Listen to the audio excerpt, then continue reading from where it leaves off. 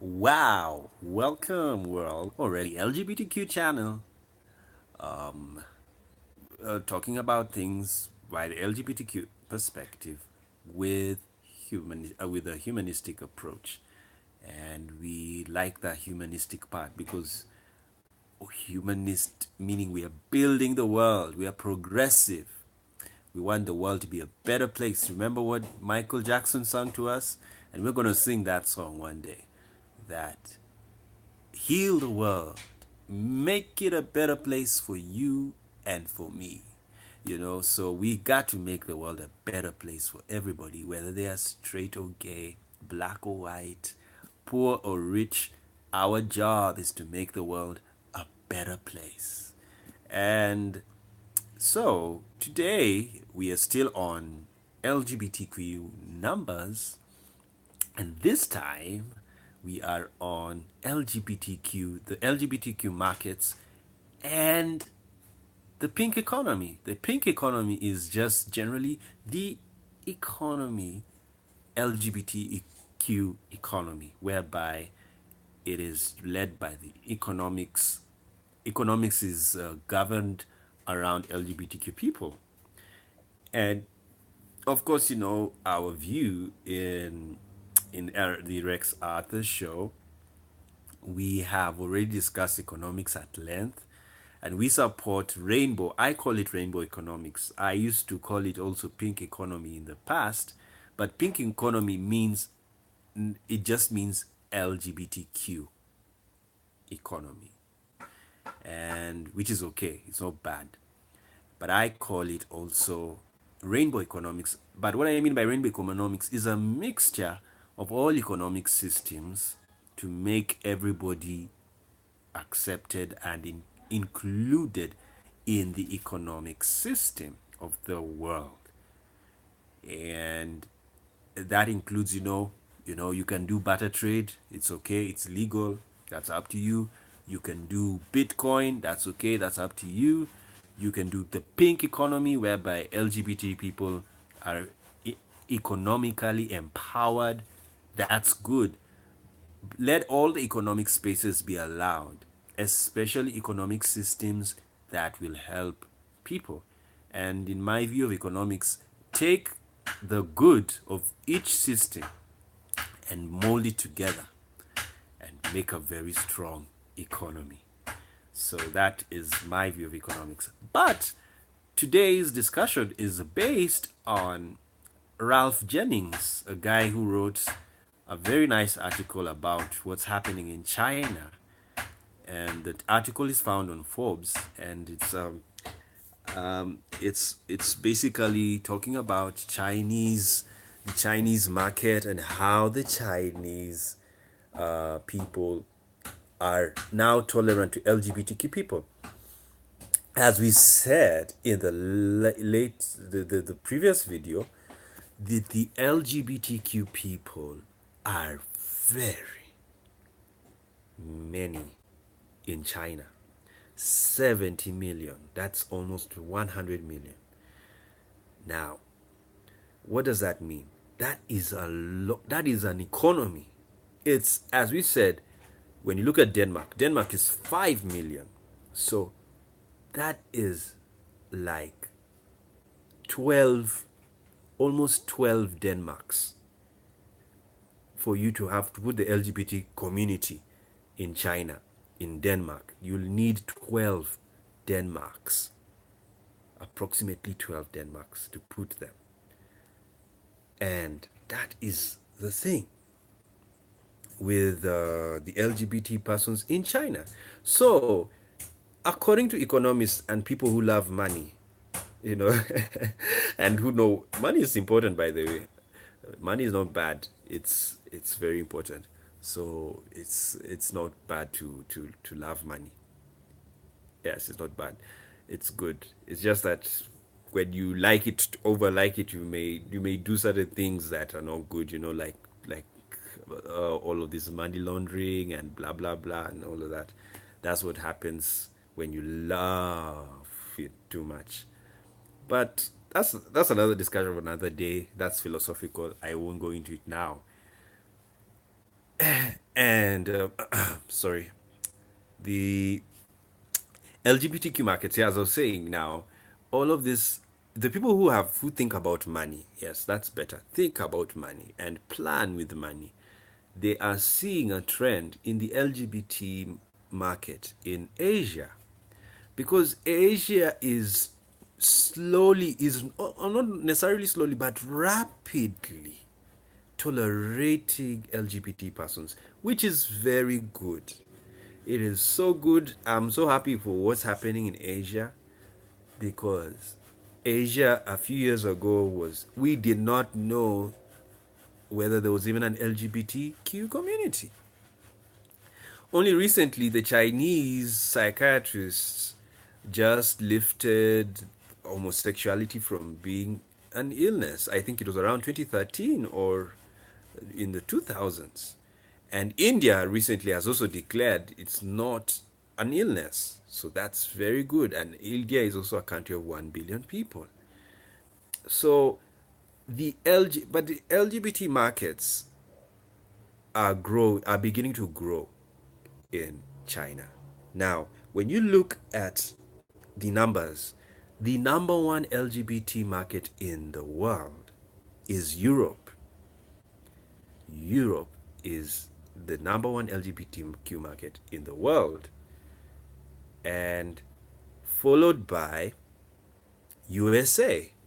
USA is the second largest LGBT market in the world. And then now you come with China, which is number three with $300 billion. Now, I want you to look at something. Europe is a continent, it's not a country, but it kind of looks like now a country, because like it's the United States of Europe, more like United States of America. And so you just see United States of Europe is number one, that's a continent. Then number two, another quasi continent but is a country, is USA. But number three, it's just one country, China, just one, and is the third largest LGBTQ market.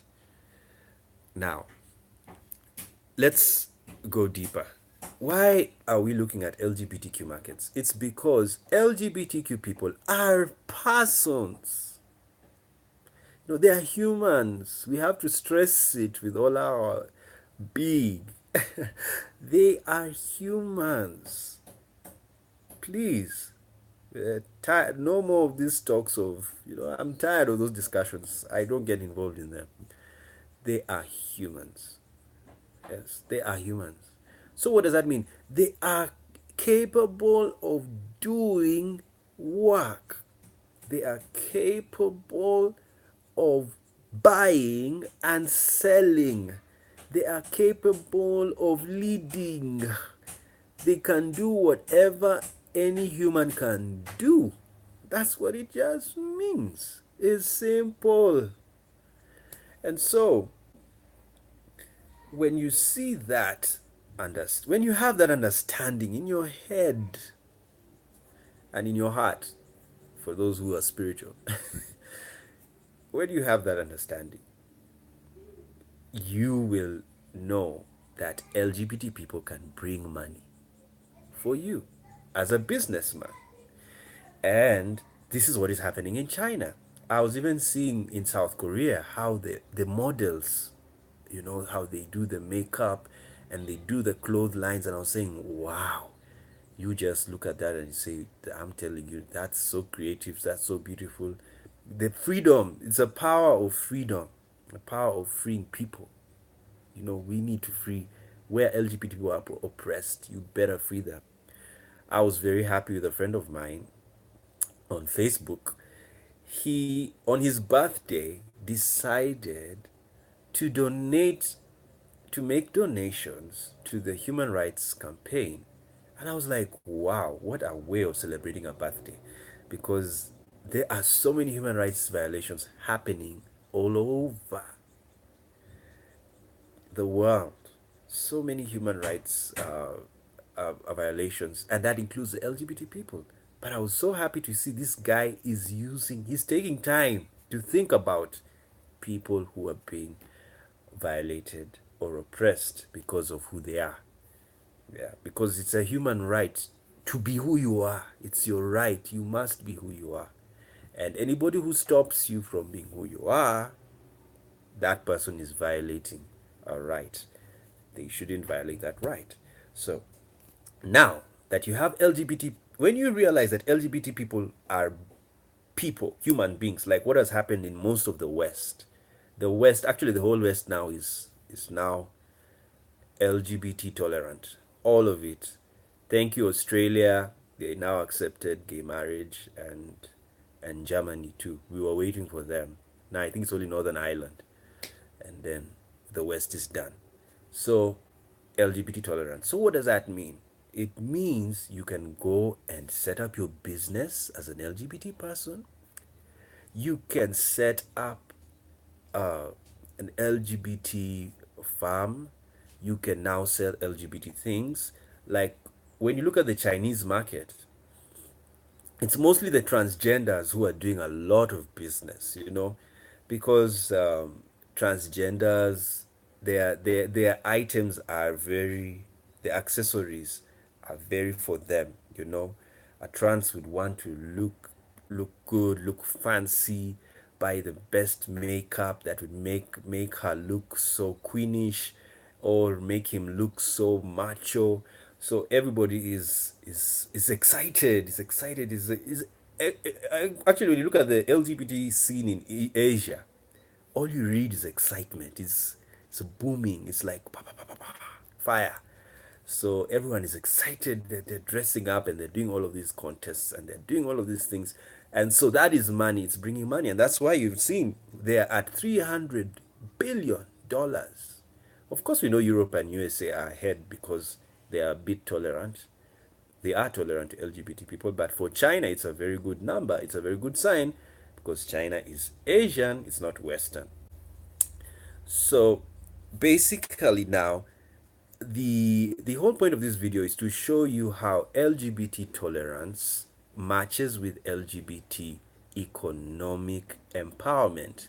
When you tolerate LGBTQ people, you are able to economically empower them.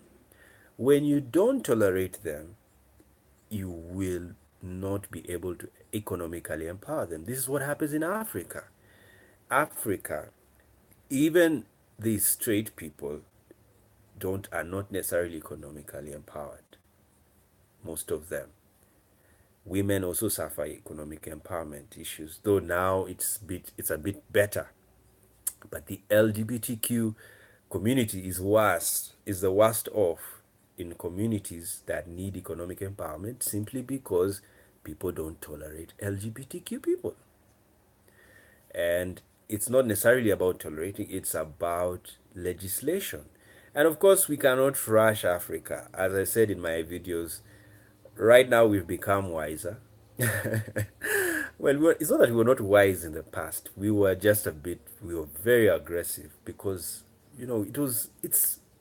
we need to be, in my view, I don't attack aggressive campaigners of human rights because there's nothing wrong. There's nothing wrong being aggressive about human rights. There's something wrong being aggressive of killing somebody. That one is wrong. That one you have to be stopped. But there's nothing wrong being aggressive for human rights.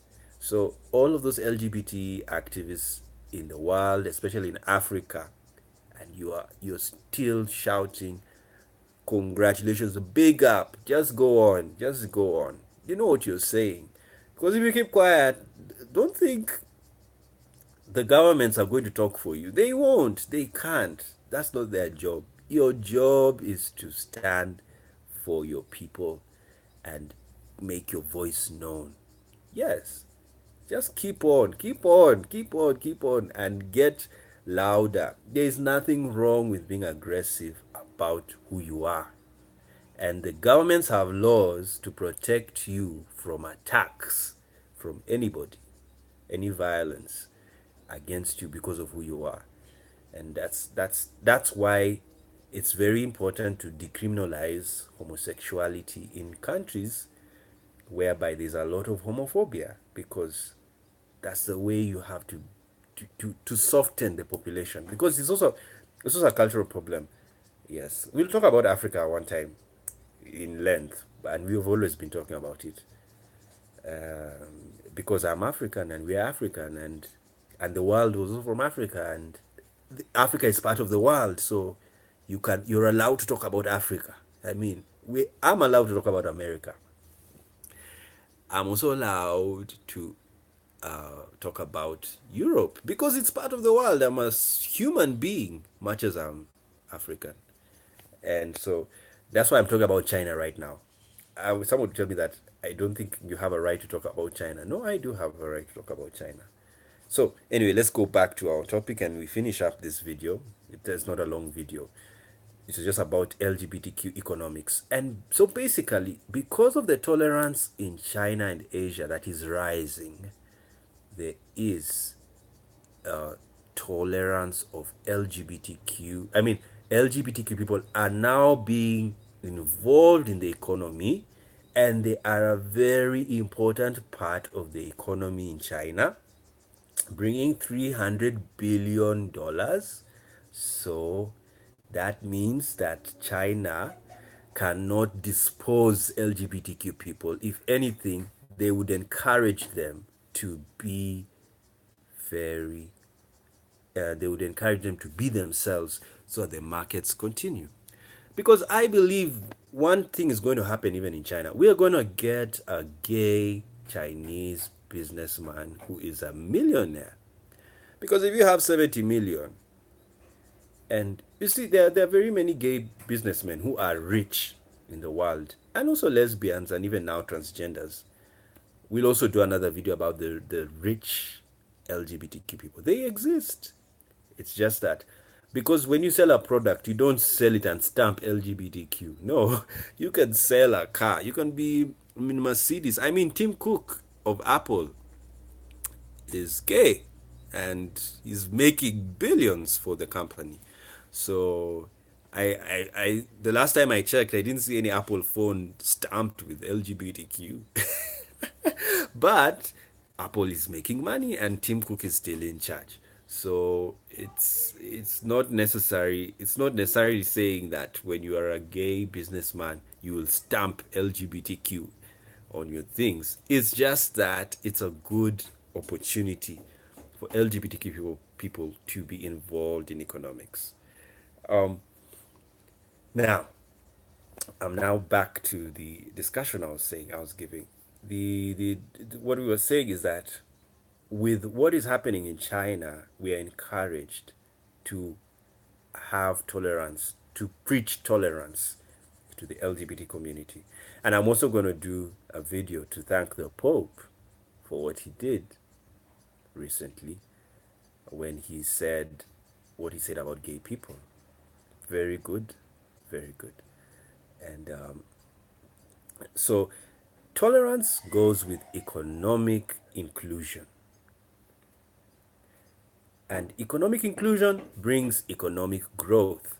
So what does this mean?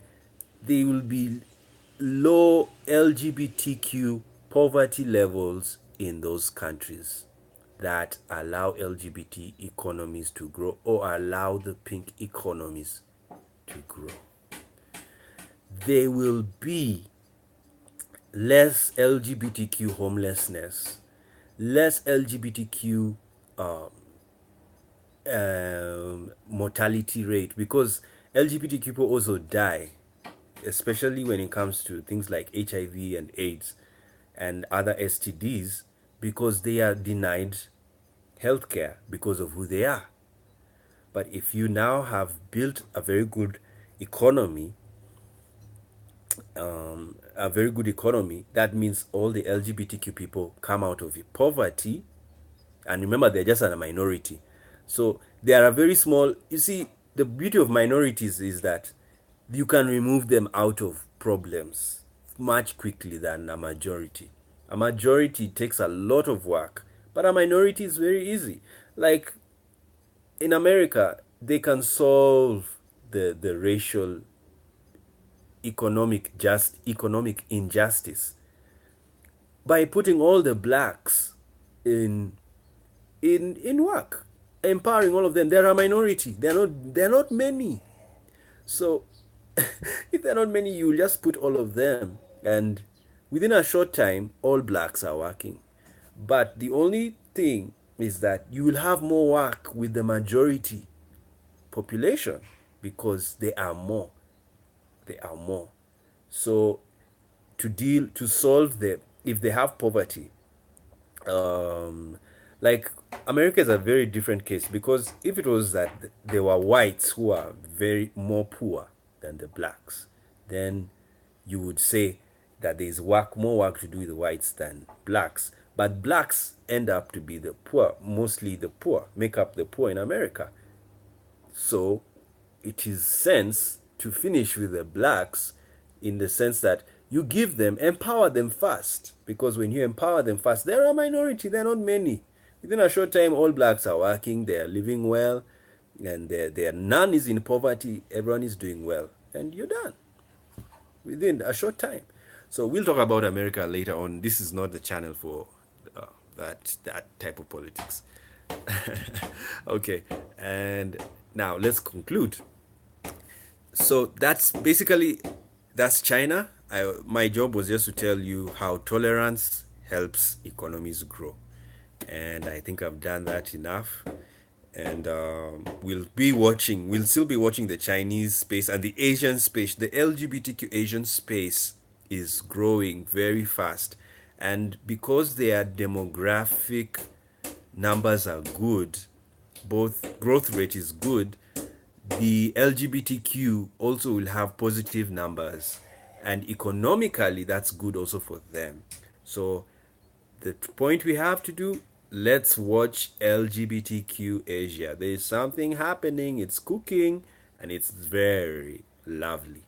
And that's all, folks. Thank you so much for joining us. And there is hope for all LGBTQ people in the world, even though you're oppressed. Economically, yes, you are able to do, you can make money, you can get out of poverty. That's the thing that really affects LGBTQ people. Let me just take time, off the cuff, like those black preachers do it off the cuff. Before I go, I'm always concluding, LGBTQ people go through a lot. There's a lot of poverty, and it's something that needs to be addressed because it affects how you live as an LGBT person. It affects you health wise, it affects you mentally, it affects you psychologically, it affects you even economically because you can't pay rent when you don't have a job. You can't buy clothes when you don't have money, you know? And you need money, but people deny you money because of who you are. It's a very, very sad story to tell, but it can be changed. The beauty of stories is that you can change a story. And one way to change the LGBT story to be more better and more stronger is economic empowerment. So let's continue empowering our people, and let's copy the pink economies in China and the West to do that.